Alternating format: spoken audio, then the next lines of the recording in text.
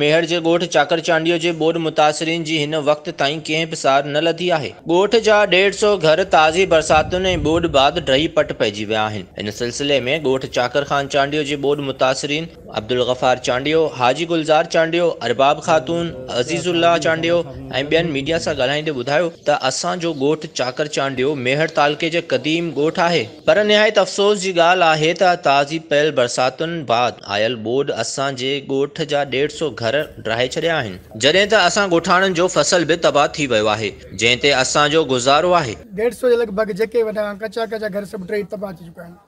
पर हिते केर बि चूंडियल नुमाइंदो या को असांजो को सोशल वर्कर माण्हू को NGOs हुआ या को अहिड़ो SDM DC साहब आहे मुख़्तियार कारा केर बि कोन आयो आहे।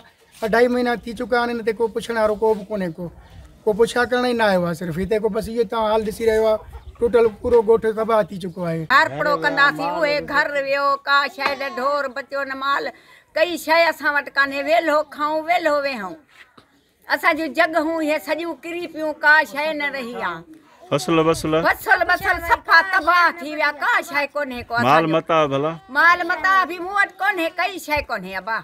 अच्छा घर वर जेके तव्हांजा ॻोठ जा तक़रीबन सभु ड्रही विया आहिनि? हा, असांजे ॻोठ जा घर सॼा ड्रही विया, कई शइ। केर तव्हां खां पुछण आयो आहे हींअर ताईं? न हींअर ताईं असांजी कंहिं मदद न कराई आहे, कंहिं असां खां पुछो बि न आहे त को आहे तव्हां वटि आहे, असां बुख ते वेठा आहियूं, का शइ कान्हे असां वटि। हिननि चयो त हिन वक़्तु असां वटि तक जी चूंडियल नुमाइंदनि DC दादू, असिस्टेंट कमिश्नर समेत को बि सरकारी अमलदार न पहुतो आहे, जॾहिं त ॿोॾ मुतासिरीन लाइ आयल राशन, टेंट, महारा बि मनपसंद माण्हुनि खे ॾिनो पियो वञे। असां ग़रीब आहियूं, मिसकीन आहियूं, हिन महिल बि वेलो खाऊं था, वेलो वेहूं था।